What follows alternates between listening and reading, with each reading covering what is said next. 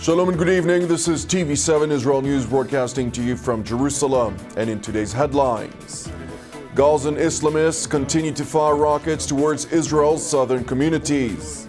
An Egyptian appeals court cancels a ruling to list the Islamist Hamas as a terrorist organization. Prime Minister Netanyahu reiterates his position in which preventing Iran's nuclear aspirations is the preeminent challenge of our generation. Gazan Islamists resumed firing rockets towards Israel's southern communities in an apparent escalation which has broken a ceasefire and cross-border violence since the 50-day war between the Islamist Hamas, which controls the Gaza Strip, and the Jewish state. The rockets fired from Gaza exploded in open areas, causing no injuries or damage. In response to the hostilities, which Salafist groups that support the Islamic State of Iraq and Levant and oppose Hamas's rule in the Palestinian enclave claimed responsibility for, Israel's Air Force launched strikes against militant positions of both Hamas and the Islamic Jihad organizations, emphasizing Hamas's responsibility for any hostilities emanating from the Gaza Strip. No injuries were reported in these strikes, but damage was caused to Hamas's installations. Prime Minister Netanyahu responded to the rocket fire, in which he criticized the international community for not condemning the attacks against the Jewish state and vowed to protect Israel's citizens. ישראל רואה בחמאס אחראי לכל ירי מרצועת עזה לעבר שטחנו. לא שמעתי שום גורם בקהילה הבינלאומית מגנה את הירי הזה. גם באום לא פוצים פה. מעניין אם השתיקה הזאת תימשך כשנפעיל במלוא עוצמתנו את זכותנו להגן על עצמנו. שיהיה ברור, הצביעות שמתפשטת בעולם לא תכבול את ידינו מלהגן על אזרחי ישראל. כך פעלנו, כך נמשיך לפעול. Israel decided in response to the escalation to close the Kerem Shalom border crossing to the Gaza Strip over the weekend, but refrain from closing the other crossings that are used for the delivery of essential goods to the people of Gaza, in what strategic experts say is meant to assist in the rehabilitation process of the civilian population of the Palestinian enclave. Meanwhile, Israel decided to reopen the crossings this morning. Israel's southern commander, Major General Sami Tuljiman, said that Israel could not launch another war in Gaza just because of a few rockets fired by a rogue organization. In a meeting with mayors from southern Israel, Major General Tuljiman stressed that Hamas was making great efforts to rein in the Salafist organizations that have fired rockets at Israel over the past 2 weeks. Now to Germany, where U.S. President Barack Obama and German Chancellor Angela Merkel held a meeting ahead of the G7 summit. During the meeting, the American president reaffirmed his unwavering support to the security of the Jewish state.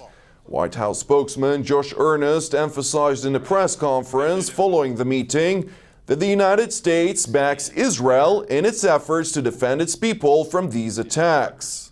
Nedra, this is not the first time that I'd stand at a podium like this and strongly condemn rocket attacks by extremists in Gaza against innocent Israeli citizens. Clearly, the United States stands with the nation of Israel as they defend their nation and their people from these attacks. Now to Israel's western neighbor, where an Egyptian appeals court canceled a ruling to list the Islamist Hamas as a terrorist organization. Hamas is the Palestinian offshoot of the Muslim Brotherhood, which Egyptian authorities have also declared a terrorist organization and have repressed since the army ousted one of its leaders, Mohammed Morsi, from the presidency in 2013. Cairo has for many years played a central role in engineering ceasefires between neighboring Israel and Hamas, which controls the Gaza Strip, including the truce reached between the sides in August of last year, which ended the 50-day Gaza war. The lawyer who first raised the case said he would request that Egypt's foreign ministry place Hamas on its list of terrorist organizations based on the previous judicial decision. احنا اللي عايزين نقوله ان هذا الحكم ما قعدناش لنقطة الصفر ولا حاجة، إن هو إن ألغى حكم أول درجة والقضاء مجددا بعدم الاختصاص، ده تطبيقا للقانون بتاع الخاص بإدراج قانون الكيانات الإرهابية. لكن ما ننساش إن أنا عندي حكم أصلا بإدراج كتائب القسام منظمة إرهابية، وده كتائب القسام من المتعارف عليها إن هي الجناح العسكري لحماس. The Izz al-Din al-Qassam Brigades, the armed wing of the Islamist Hamas organization, was classified as a terrorist organization by Egypt in January. Hamas has rejected the court's decision, while the Muslim Brotherhood claims it is committed to peaceful activism and rejects links to violence. Now, with regard to the Islamic Republic, Prime Minister Netanyahu warned that Iran has been transferring in the past few months advanced weapons to its proxies, including Hezbollah, Hamas, the Islamic Jihad, and the Houthi rebels in Yemen. In a recorded speech he sent to the Jerusalem Post conference in New York, Netanyahu said that Tehran was also conducting cyber attacks against Israel, against its neighbors, and against the Western states.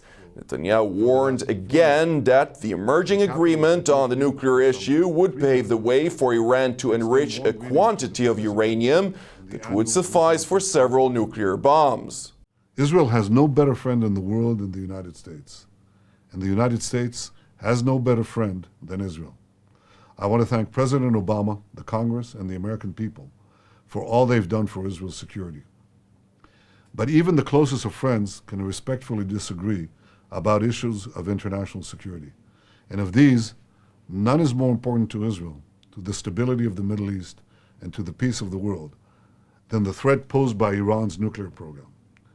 Preventing Iran from being able to build nuclear weapons is the preeminent challenge of our generation. We must understand that Iran doesn't just threaten the destruction of Israel. It is conquering huge swaths of the Middle East as it seeks to export its Islamic revolution across the globe. Today, Iran's campaign of aggression engulfs the entire Middle East: Yemen, Iraq, Lebanon, Gaza, Syria, Libya, elsewhere.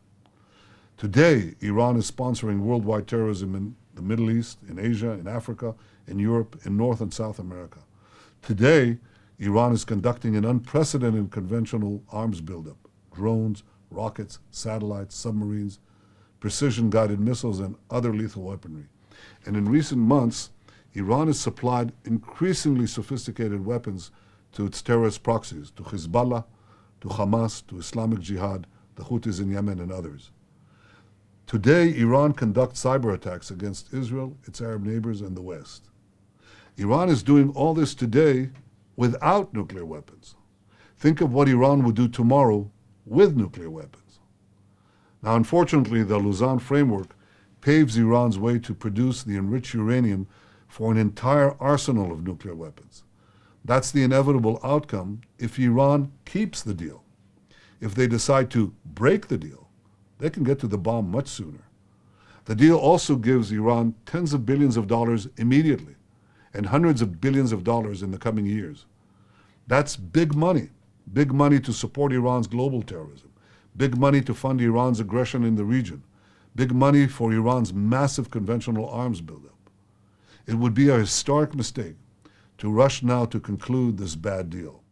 Prime Minister Netanyahu continued by calling on the international community to be patient and hold out for a better deal with Tehran that would block its path for a nuclear weapon and will tie an agreement to changing Iran's behavior in the region and around the world.